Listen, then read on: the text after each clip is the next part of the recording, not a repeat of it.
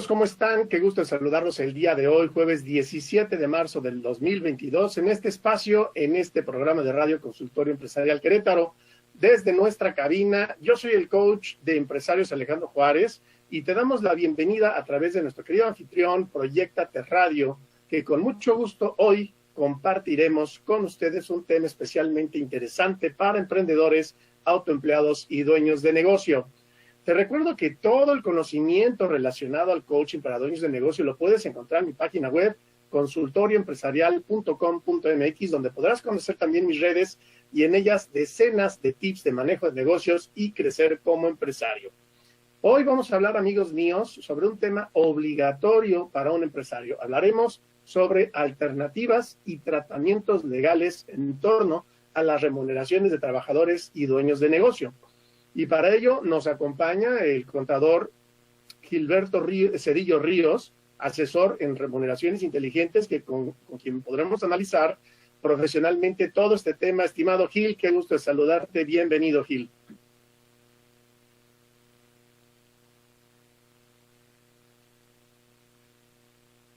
Tenemos ahí una fallita, no se escucha tu audio, mi querido Gil, si puedes revisar.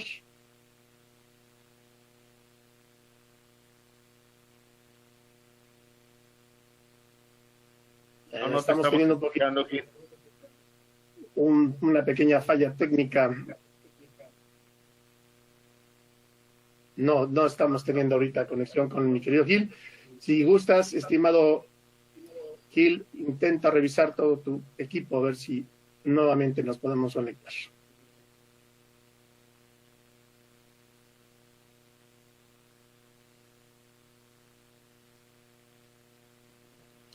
No escuchamos.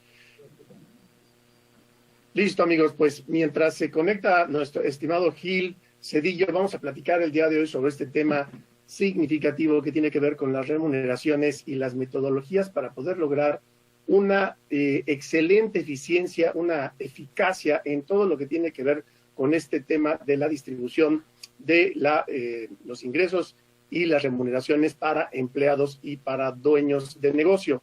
Para esto nos está acompañando el contador Gilberto Cedillo Ríos, que es especialista en este tema y que en principio nos va a ayudar a entender algunas diferencias, algunas metodologías que son sumamente importantes para poder tomar decisiones en esta línea. Gil, ¿estás conectándote de nuevo? Listo, ya te tenemos aquí, mi querido Gil. ¿Cómo estás? Correcto. Buenas tardes. Gracias. Ya estamos. Adelante, por favor, mi querido Gil. Pues me gustaría, si te parece bien, que comenzáramos platicando un poco a nuestra audiencia quién eres, un poco de tu semblanza y puedan familiarizarse con tu experiencia profesional. Adelante, Gil. Ok, muchas gracias. Bueno, soy contador público certificado con maestría de impuestos y actualmente nos dedicamos los últimos 10 años a este tema de remuneraciones. Lo hacemos junto con todo un grupo de diferentes disciplinas y es justamente el motivo de esta charla. Magnífico, mi querido Gil. Pues sí, me parece que es un tema sumamente importante porque es un asunto que particularmente en los últimos años se ha venido generando mucha duda, mucho desconcierto en relación a la manera y a la forma, las estructuras que están adoptando las empresas para poder hacer este tipo de remuneraciones con la mejor inteligencia posible. Por supuesto, pues es inevitable hablar de la presencia de las outsourcing, estas entidades que han sido durante estos últimos años un objeto de análisis, de mucha plática, de mucha controversia. Me gustaría, si te parece bien, Gil, que nos platicaras un poco qué hay en relación a este tema de las outsourcing, qué está sucediendo en México para estas entidades. Correcto. Bueno, en este momento pues, hay ya una regulación muy puntual, donde, como bien lo señalas, justamente la reforma que se dio prácticamente hace un año, en abril del año pasado, pues puso las cosas como están ahorita, ¿no? Previamente había una serie de artículos que fueron modificados en forma sustantiva, y la realidad es que hoy ya todos tenemos claro la única forma que está permitida la subcontratación laboral, que es el término correcto, porque el outsourcing como tal, pues no lo encuentras en ningún lado jurídicamente esa palabra. Lo correcto es hablar de subcontratación laboral.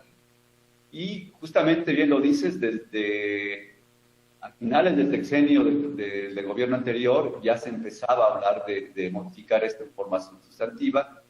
Finalmente se dio después todo un proceso y hoy solamente se permite la subcontratación especializada y no se permite a través de esta figura laboral se contrate a personal que tenga que ver con el propio objeto social de la empresa.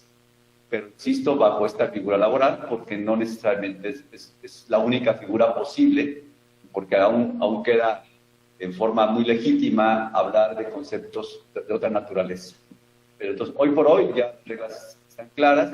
Evidentemente, hay todo un antecedente de razones, sin duda de malas prácticas por diferentes entidades. Yo te lo resumiría diciendo, como en todo hay colesterol malo y hay colesterol bueno.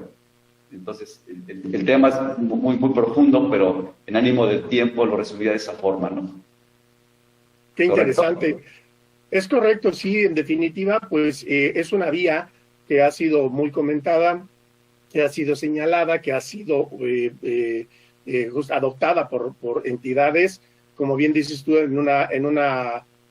con un propósito positivo, lamentablemente también con propósitos que no necesariamente son así, pero tengo la sensación, estimado Gilberto, de que esto no es lo único que existe, ¿no? Hablar del outsourcing, pues es una modalidad, ¿verdad?, que se adopta profesional, con estas características que tú nos estás compartiendo, pero debe de haber más, ¿no? Es decir, sin duda alguna no lo es todo el outsourcing. ¿Qué hay fuera de esta herramienta? Debe de haber mucho más alternativas y sin duda ese es el motivo por el cual hoy estamos entablando esta conversación, Gil. ¿Qué hay afuera del outsourcing?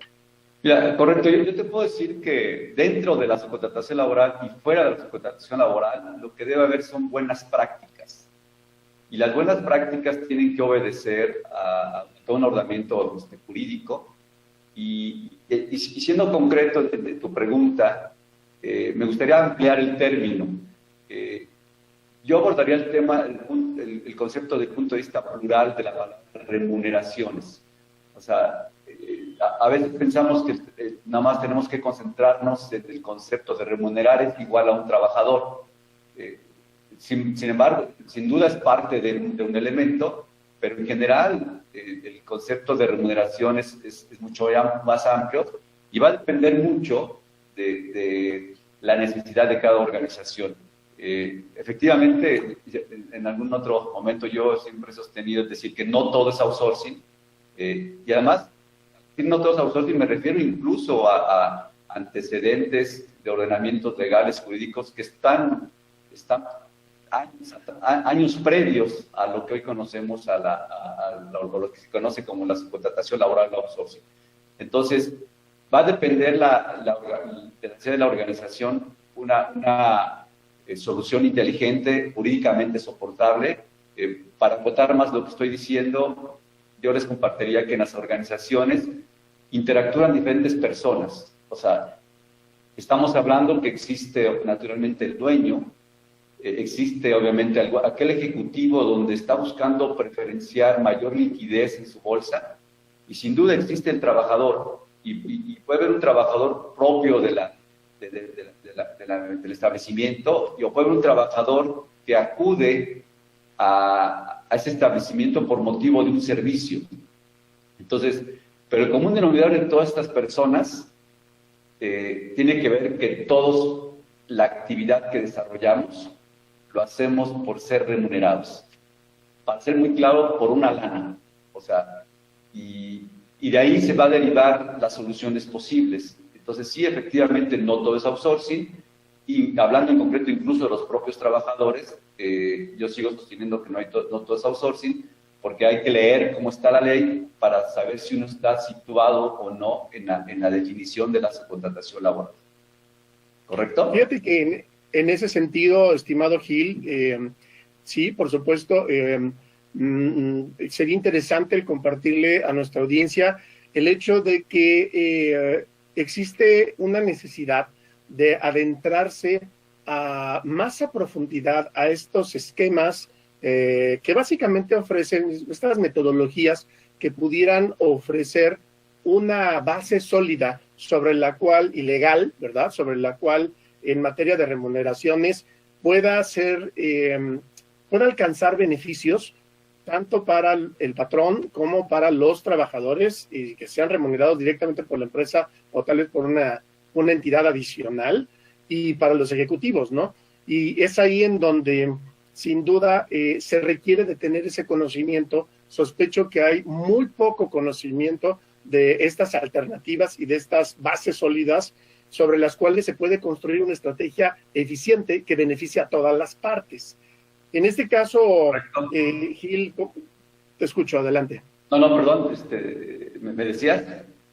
Sí, en este caso, hablando de estas bases y teniendo ya bien identificado estos tres, digamos, elementos que participan dentro de la organización, ¿cuál sería, desde tu punto de vista como asesor especialista en este tema, cuál podría ser una propuesta interesante que tú visualizaras para considerar, ¿verdad? Para ponerla sobre la mesa en este tema.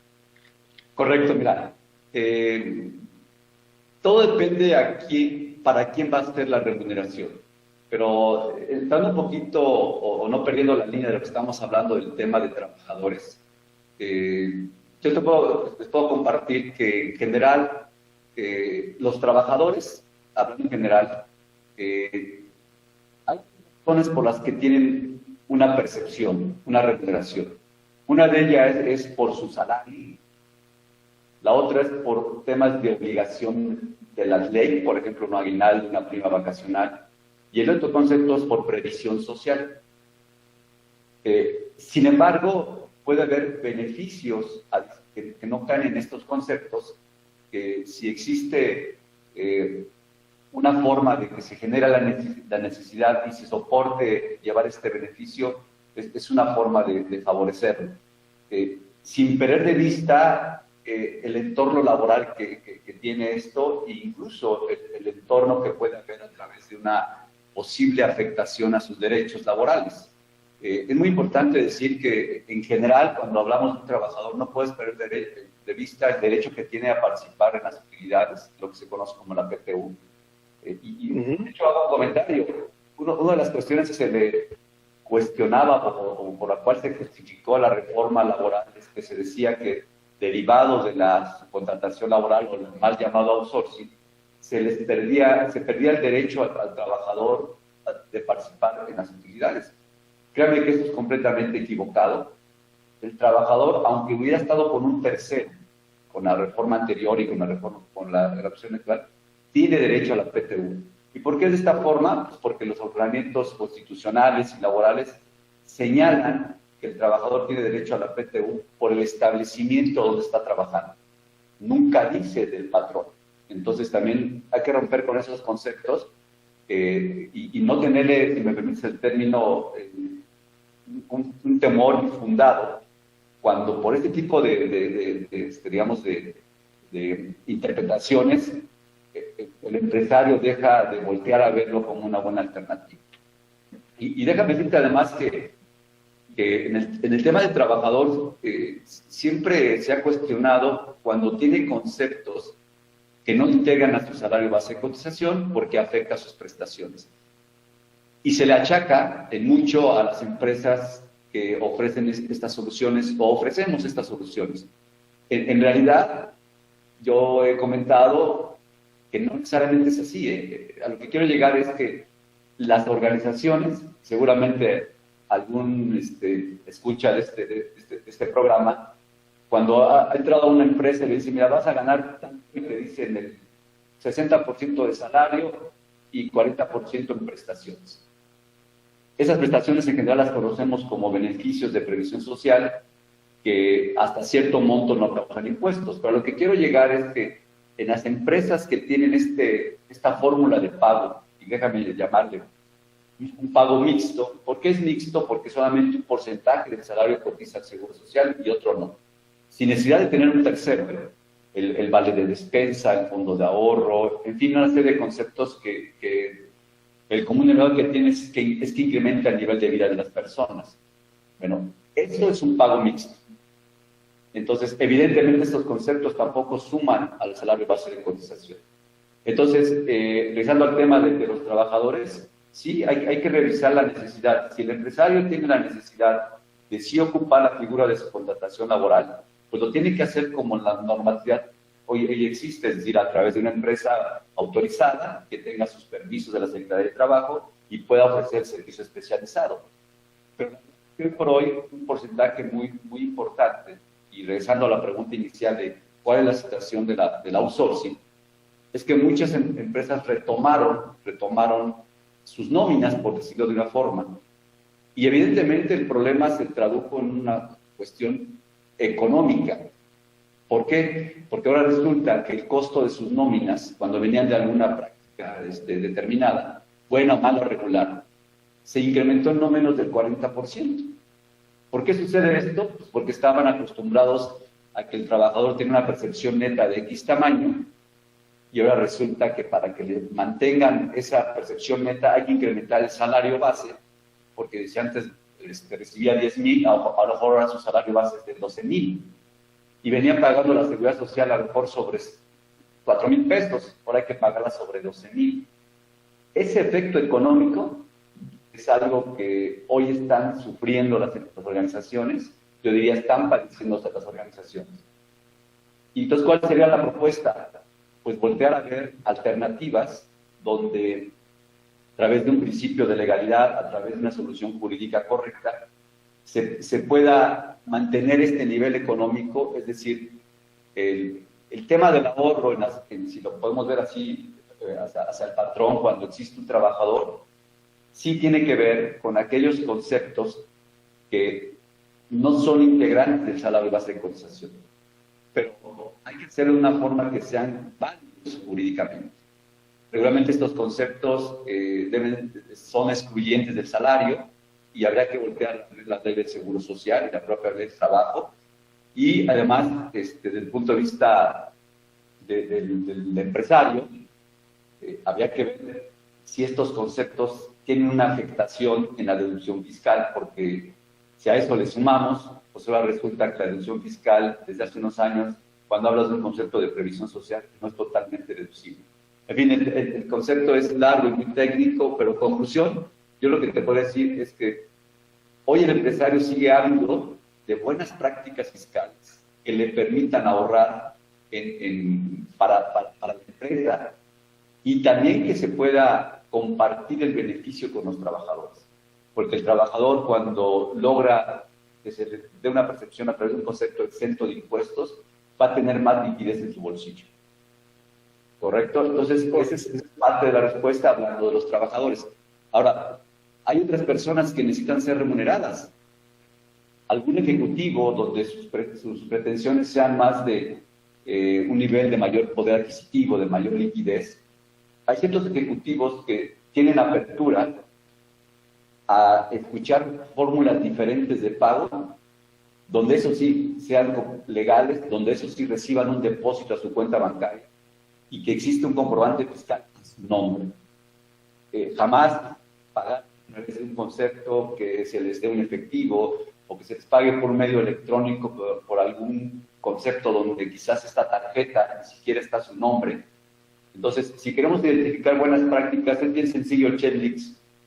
Debo recibir un comprobante fiscal a mi nombre, que lo conozca la autoridad fiscal.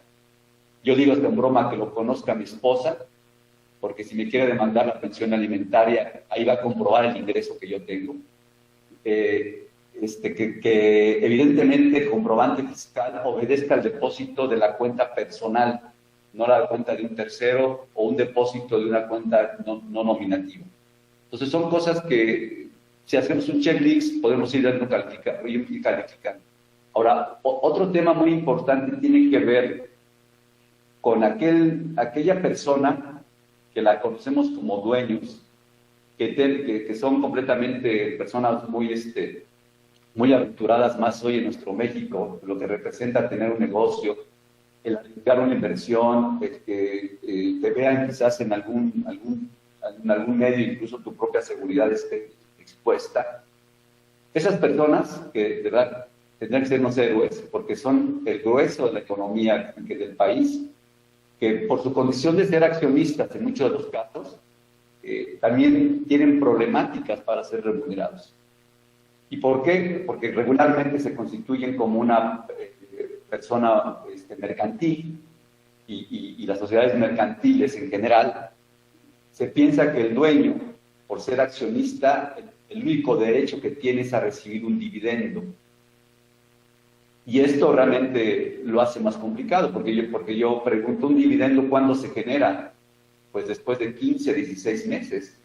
¿Por qué? Porque inicia el año en enero, tienen que correr 12 meses, tengo que presentar una declaración anual en el mes de marzo, y quizás en abril o mayo estaré yo haciendo un acta de asamblea donde se diga, hay utilidades, paguemos, pues que el dueño se las reparta si es así.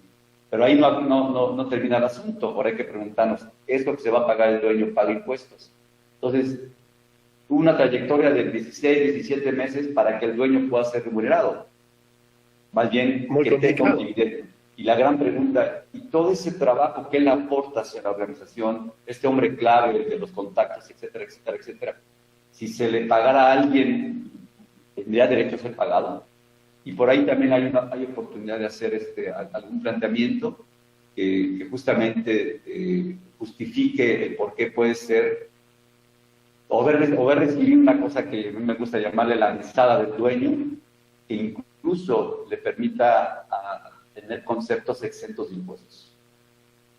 Gil, qué interesante, me gustaría el poderle compartir a nuestra audiencia que esto de lo que estamos hablando es un reto significativo, es un nudo gordiano complicado, ¿no? Porque estamos hablando de empatar el interés de diferentes actores dentro de la organización, como dueño de negocio, como empresario. Hay un punto en el desarrollo de su negocio que exige una organización, que exige una definición clara de caminos para poder cumplir con este interés que en lo particular cada actor de la empresa requiere, ¿no? El trabajador tiene una modalidad, el ejecutivo tiene otra modalidad, el dueño de negocio tiene otra modalidad y como tal la empresa tiene una modalidad distinta. Entonces, esto en definitiva representa un reto sumamente importante que ha llevado a las empresas, ¿no?, a adoptar estrategias individuales, ¿verdad?, que al final pareciera que configuran un cóctel desfigurado, ¿no?, que para medir y evaluar el resultado de la empresa como tal, derivado de este cóctel, pues suele arrojar rendimientos y resultados totalmente fuera de radar e incontrolables, ¿no? Entonces, no sé si tú estarías de acuerdo en puntualizar que para poder empezar a ordenar toda esta circunstancia hay que buscar una metodología que pudiera tener esas características de común denominador, que pudiera en principio en su espectro cubrir estas necesidades de la organización y de cada uno de estos actores con base a la legalidad. Esto es lo que pienso, ¿no? Y no sé si tú me apoyarías en esto, que ha llevado a malas prácticas a las empresas, que ha llevado a adoptar una serie de herramientas que en el tiempo pueden llegar a perjudicarlo, cuando en realidad lo que hay es un desconocimiento de las herramientas, estrategias que actualmente están indicadas en la ley y que pudieran trabajarse de una mejor manera. Al final se llama transparencia, ¿no? Y me gustaría que nos platicaras un poco sobre esta transparencia, cómo analizarla dentro de este contexto. De acuerdo. Al final del día estamos hablando de personas y las personas, en la ley del impuesto a la renta, pues existe un apartado muy particular donde se reconocen los ingresos exentos que podemos tener diferentes personas. Y si nosotros observamos ahí, hay diferentes tipos de ingresos y queriéndolos calificar en cuanto a su repercusión de contribución o no, yo lo resumiría de la siguiente forma. Hay ingresos que gravan, y insisto, puede ser a un trabajador, a un directivo, puede ser por un tema de en fin, ingresos grabados. Hay ingresos totalmente exentos, y para que sean totalmente exentos, pues tienen que estar reconocidos en este ordenamiento, en el artículo 93. Y hay ingresos parcialmente exentos, y evidentemente también hay una regulación sobre ellos. Y eventualmente puede haber incluso ingresos no objeto de ley, ¿verdad? Y es un término un poquito ya diferente, pero regresando a lo concreto, conclusión, ese mismo artículo tiene beneficios que lo conoce como exentos de impuestos. Entonces, aquí lo importante es saberlos identificar y evidentemente luego voltear a ver otro tipo de ordenamientos que son de alcance federal.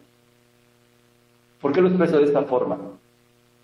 A la ley que le toca calificar si algo pago impuestos o no es a la ley del impuesto sobre la renta. En la ley del impuesto sobre la renta no voy a encontrar la definición, por ejemplo, de lo que es un salario. No voy a encontrar definiciones de conceptos posibles de remuneración o de beneficios que alguien puede tener, porque no le toca, no es su rol. A él le toca calificar si paga impuestos o no. Por ejemplo, en el Código Civil encontramos conceptos que tienen que ver con la percepción de una persona por motivos, se me ocurre ahorita, se me viene a la mente. ¿Qué ocurre en el tema de un divorcio? Pues en el tema de un divorcio, el Código Civil establece que hay el derecho del menor a recibir una pensión alimentaria. Y hay toda una regulación para decir cómo es que debe de pagarse, quién está obligado, etcétera, etcétera. Al final del día, lo que va a recibir la persona regularmente, la mamá, pues va a ser un dinero que se llama pensión. Entonces la gran pregunta, ¿ese dinero que recibió la mamá paga impuestos? Pues si el Código Civil pudiera hablar, te diría, pues yo no sé, pregúntale al que sabe. Y entonces justamente tenemos que acudir al artículo 93, en este caso la fracción cuarta, que señala que las pensiones están exentas de ISER. Y además no establece ni el monto ni la frecuencia. Así como puse este ejemplo, por ahí hay ordenamientos en el mismo Código Civil que permite acceder a las personas a conceptos que existen en las leyes, incluso mucho más viejos de la ley vigente del impuesto a la renta. El Código Civil trae conceptos desde el año 1920 y tantos, del año 1930, que hoy siguen vigentes, donde puede acceder, por ejemplo, el integrante de una sociedad civil. Y entonces, una vez que yo identifico este beneficio, pues lo que sigue es cómo puedo, a través de este concepto, demostrarlo y dárselo a un integrante de una sociedad civil. Pero regresando justamente al tema que tú decías, oye, ¿y cómo está el tema de la legalidad, etcétera? Pues tenemos que cuidar que obviamente existe un ordenamiento jurídico, que se dé la hipótesis del ordenamiento jurídico y se dé la estructura que permita llevar ese beneficio a la persona que no es trabajador, por ejemplo, porque el trabajador tiene que recibir por naturaleza un salario, pero que una persona que sea diferente a un trabajador. ¿Correcto? Excelente, mi querido Gil. Pues estamos hablando, amigos míos, el día de hoy con Gilberto Cedillo Ríos, que es un especialista, es un asesor en materia de remuneraciones inteligentes. Estamos hablando sobre las modalidades y las metodologías que las empresas deben de conocer para poder llevar a cabo una remuneración a los diferentes elementos, a los diferentes actores dentro de la empresa, como lo es el propio dueño, como lo son los trabajadores, como son los ejecutivos, y que en su caso también está alineado con los intereses de la organización en sí misma. Así que quédense, por favor, amigos míos, en este programa. Vamos a tener que tomar una pequeña pausa. Yo soy el coach de dueños de negocio, Alejandro Juárez. Está escuchando el programa Consultorio Empresarial Querétaro a través de Proyectate Radio. Vamos a una pausa, un minutito, y regresamos para seguir conversando sobre este tema tan importante. Adelante, por favor.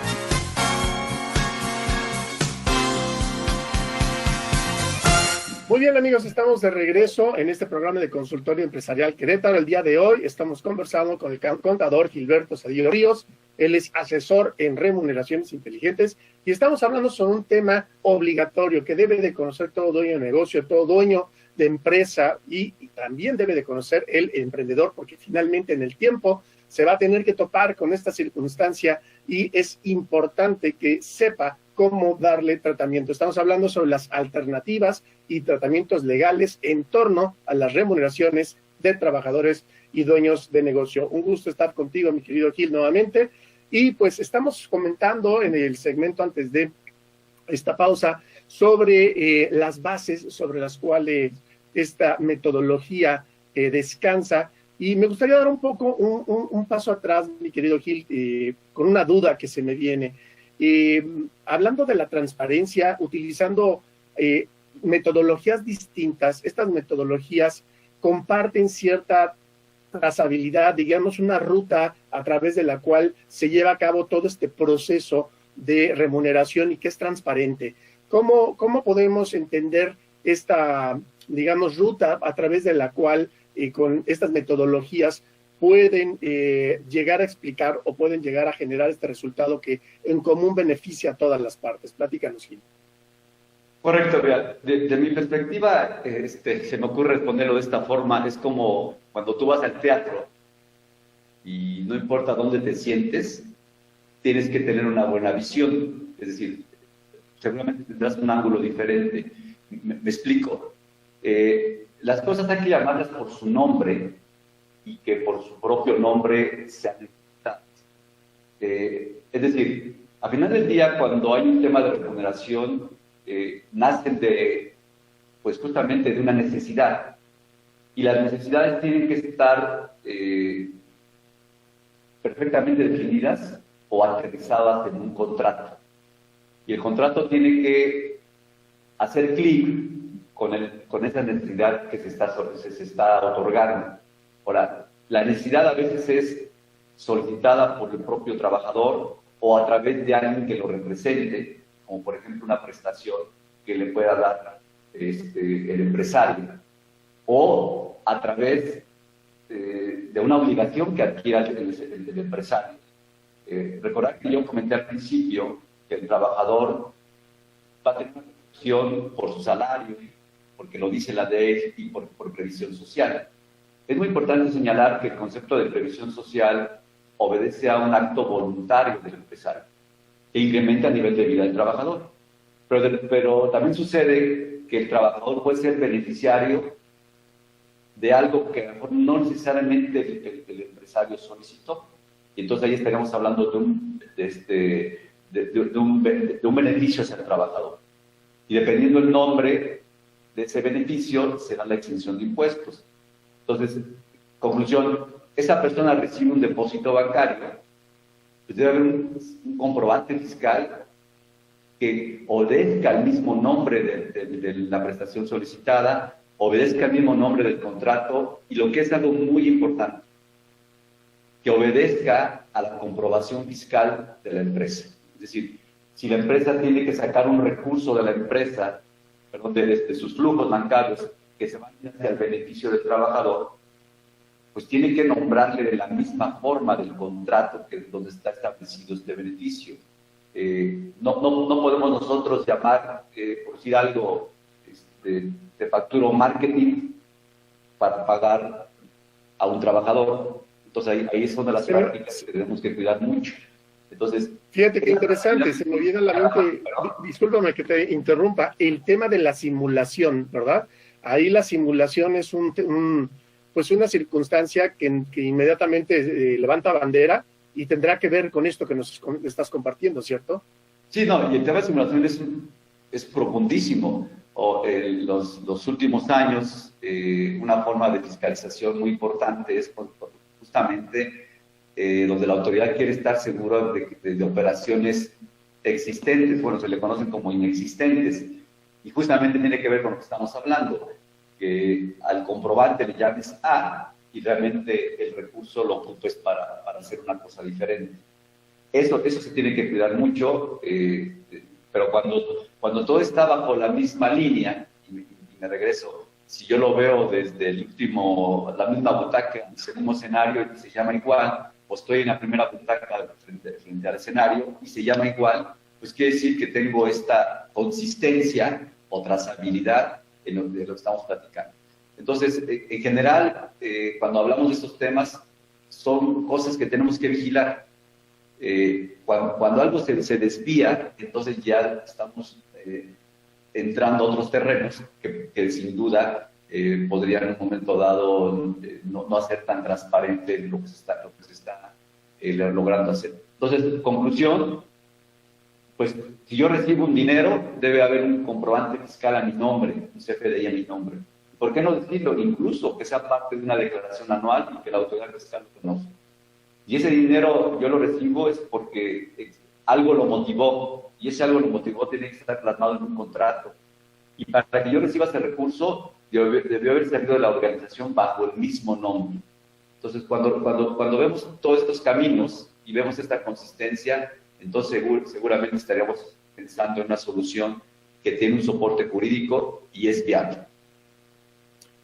Sin duda es una metodología, ¿no? Y esta metodología se expresa a través de una correspondencia en toda su operación, la cual, pues, desde la ejecución hasta su manifestación en un recibo, ¿no? De honorarios o en un recibo de pago, ¿no? Hay una consistencia y una correspondencia que tiene que ser cuidada para que, en efecto, pues, toda la metodología genere un resultado positivo y que finalmente cumpla con este objetivo de alinear los intereses de todas las partes y generar un buen resultado. Mi estimado Gil, tenemos aquí algunas personas que nos están escribiendo. Quisiera mencionarlas si te parece bien. Pedro Romero nos está saludando desde Culiacán. Nos pregunta sobre la norma 35, que en principio no sé si esto es algo que se vincula necesariamente con lo que estamos platicando el día de hoy. ¿Tú qué comentas al respecto, Gil? Se vincula en algún momento, sin duda, porque cuando estás hablando del tema trabajadores y todo lo que hay alrededor del ambiente laboral, pues la norma justamente pues, se asegura que existe este buen ambiente laboral. Pero digamos, no es el tema que nos compete, porque ahí ya estamos hablando de una forma de buenas prácticas hacia favor del ambiente laboral, que no tienen que ver con el tema que estamos platicando. Perfecto, Pedro. Así esto, Adriana Jiménez nos está saludando desde Torreón, Miranda Dorantes también, ella es ama de casa, nos está preguntando si esto le sirve o no, también como un emprendedor nos están cuestionando. Y por supuesto que sí, Miranda, este tema, a pesar de que eres ama de casa, si estás escuchando un programa de corte empresarial, de corte emprendedor, pues te estás enterando, ¿no? De lo que sucede en el camino cuando uno tiene un negocio y más cuando se trata de la gestión, ¿verdad? Y la administración de los recursos de la empresa y cómo distribuirlos. Así es como funciona esto. Norma Angélica Sánchez también. Si se trata el programa solo de empresarios, es de corte empresarial, estimada Norma, correcto. Y finalmente, bueno, Guadalupe, le resulta interesante toda esta información. Mirna Yáñez nos manda saludos y nos propone que tratemos de hablar con un lenguaje un poco más, menos especializado, lo cual, pues, sin duda trataremos de hacer, estimada Mirna. Y Gonzalo Alvarado nos manda saludos desde Oregon, dice que él trabaja en el sector de la manufactura y que le da mucho gusto escuchar temas de esta naturaleza. Muchas gracias a todos por su participación. Y Gil, pues tenemos que continuar con el programa.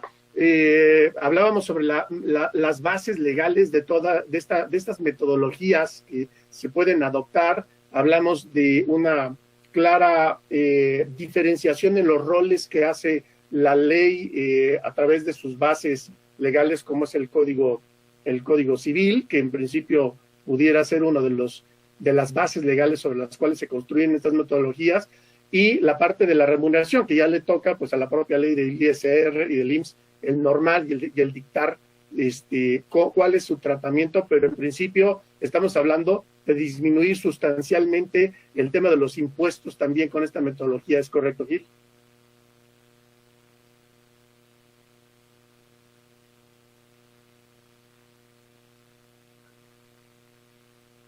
Parece que tenemos aquí un pequeño problema de conexión. Ya, estamos de regreso, Gil. ¿Nos escuchas?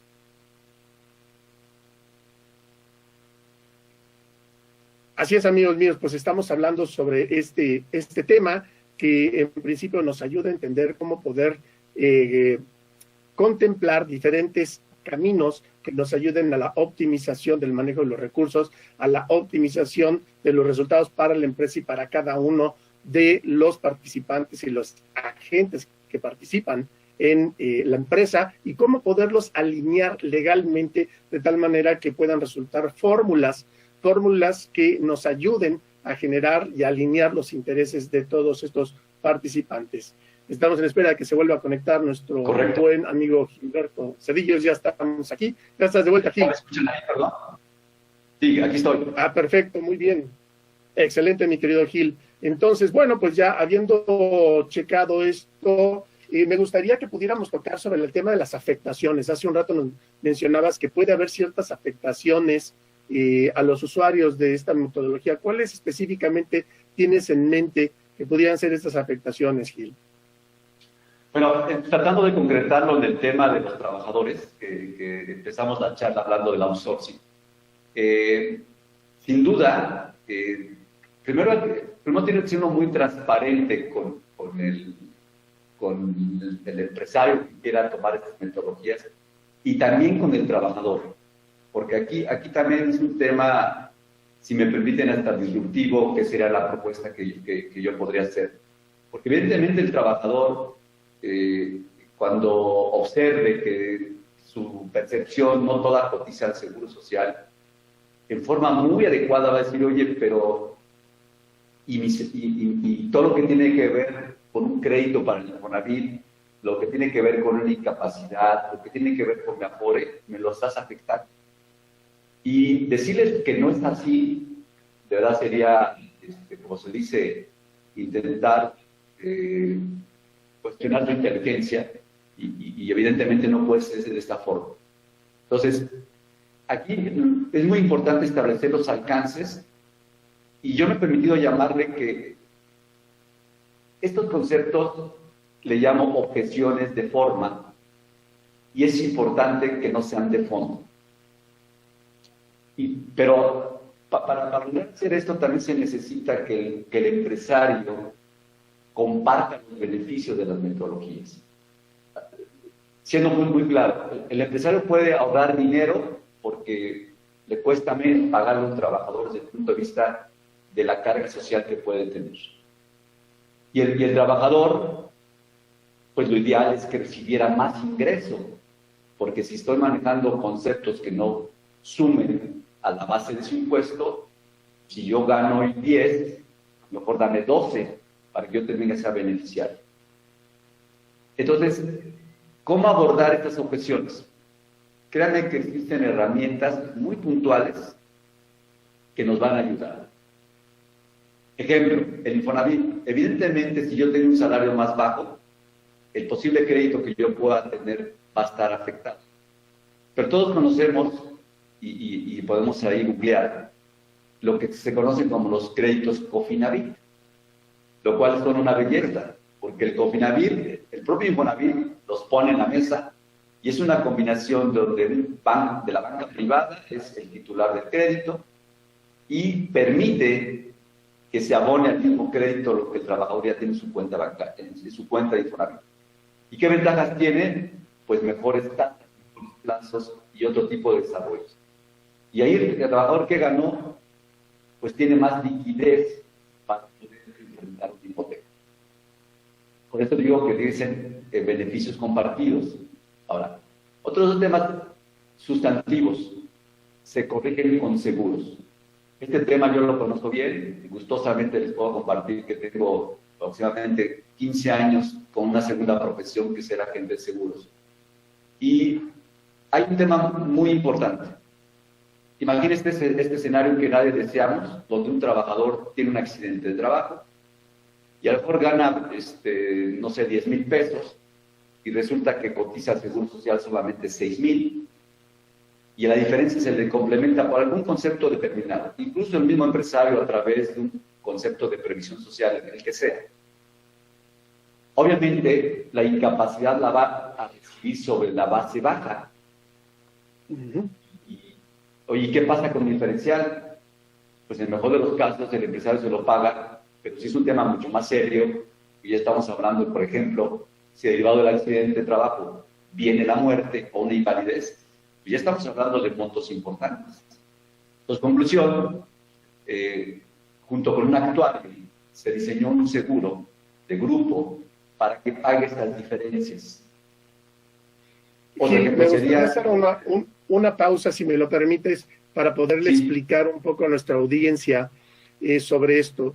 Quisiera dejar muy claro, y corrígeme si me desvío, que cuando se adoptan este tipo de metodologías alternas que buscan esta optimización, que buscan esta alineación de interés entre todas las partes, la configuración como tal, matemática, y que va a estar expresada, ¿no?, dentro de esos recibos de pago, dentro de esos comprobantes de pago, pueden sufrir alteraciones que a su vez afectan algunos renglones, como en este caso podría ser el IMSS, el Infonavit, como en este caso podría ser el tema del Afore, o en su caso temas que pudieran ver con la incapacidad o accidente, ¿verdad?, que ciertamente se van a tener que referir a esos renglones que están afectados.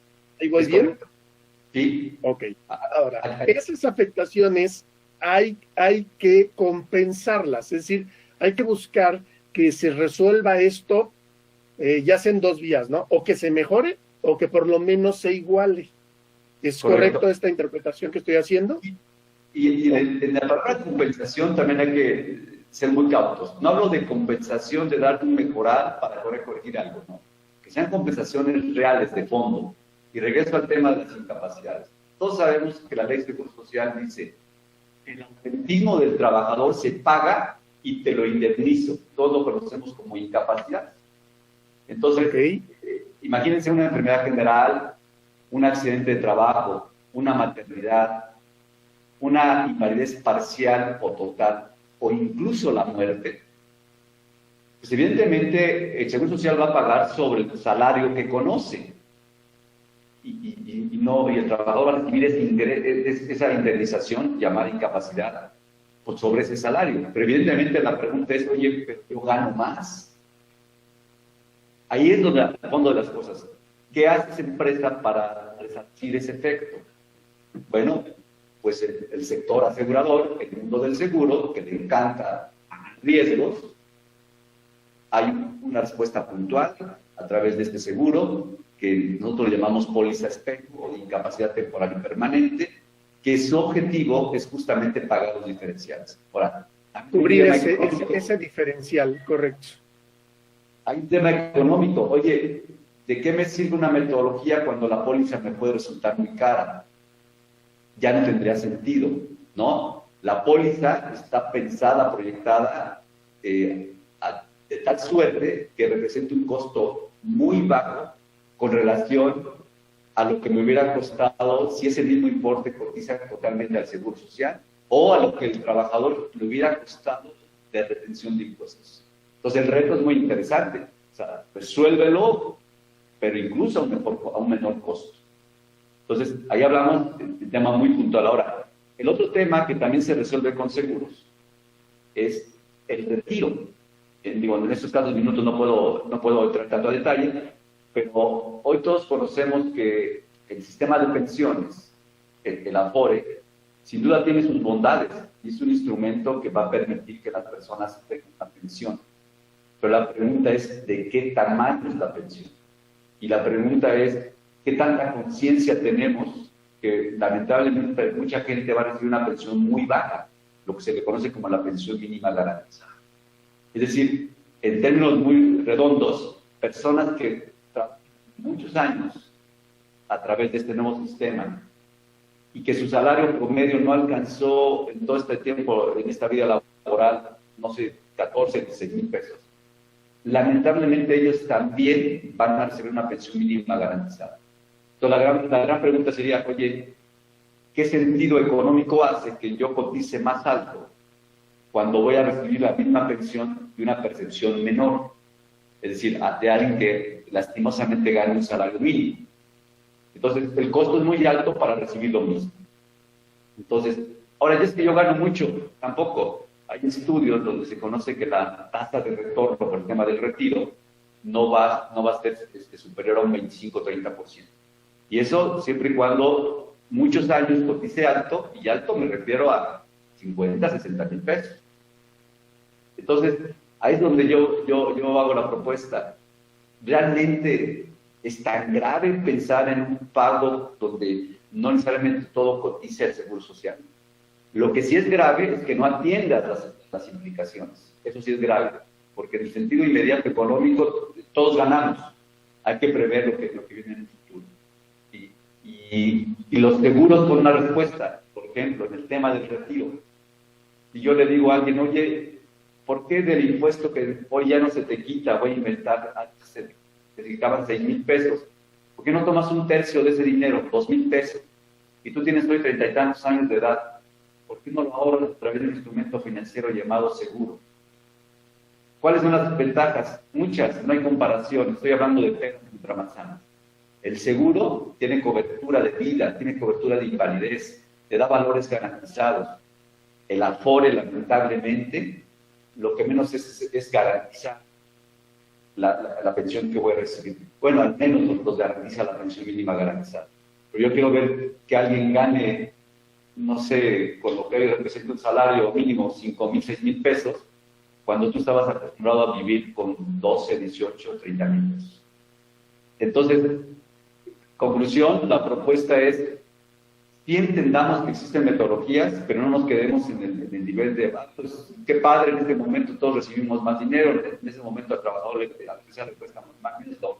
Si hay que voltear a ver más allá, y entonces voltear a ver los instrumentos que me permitan mejorar en muchos de los casos, o por lo menos empatar los beneficios de los trabajadores. Y temas muy puntuales, oye, yo sigo teniendo mis derechos, como es la participación de trabajadores en las actividades, por supuesto que lo siguen teniendo. Por lo que yo decía al principio, el trabajador tiene derecho a la ganancia de una empresa por el simple hecho de que su fuerza de trabajo es la que genera la riqueza. Y ese es el espíritu del reparto de utilidades. Incluso existen ordenamientos que así lo prevén, como un concepto que se llama unidad económica, etcétera, etcétera. Conclusión, no importa que yo esté en un establecimiento y en un momento dado mi patrón sea otro, cuando ahí está mi jornada laboral, yo tengo derecho a la PTU, aunque no aparezca en su nómina, para decirlo con toda claridad. Excelente, mi querido Gil, pues qué bárbaro, es un tema interesantísimo que estoy seguro que tomarán nota nuestra audiencia el día de hoy. Hemos dedicado tiempo a platicar sobre pues estas metodologías que sin duda existen, que pueden ser adoptadas, que cumplen cabalmente con los intereses de todas las partes. Hay afectaciones, sí las hay, pero también hay remedios, inclusive que pueden llegar a ser mucho más interesantes en su beneficio para sus usuarios. Y Gil, pues te agradecemos muchísimo que nos hayas compartido el día de hoy todo este conocimiento. Si hubiera necesidad de que se comunicaran contigo, ¿nos compartes algún teléfono, algún dato de contacto, estimado Gil? Sí, con todo gusto, mi celular, ahí a través de algún mensaje para saber que la posible comunicación viene justamente de este medio. El celular es el siguiente, es el 55 13 53 85 24. Lo repito, 55 13 53 85 24.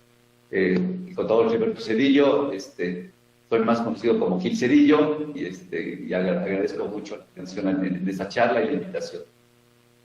Muchas gracias, mi querido Gil. Agradecemos a toda nuestra audiencia y a Proyectate Radio por habernos concedido este espacio. Este es Consultorio Empresarial Querétaro, todos los jueves, de 2 a 3 de la tarde, temas de alto interés para emprendedores y dueños de negocio. Hasta pronto, yo soy el coach Alejandro Juárez, nos vemos el próximo jueves. Gracias, Gil, que tengan una excelente tarde.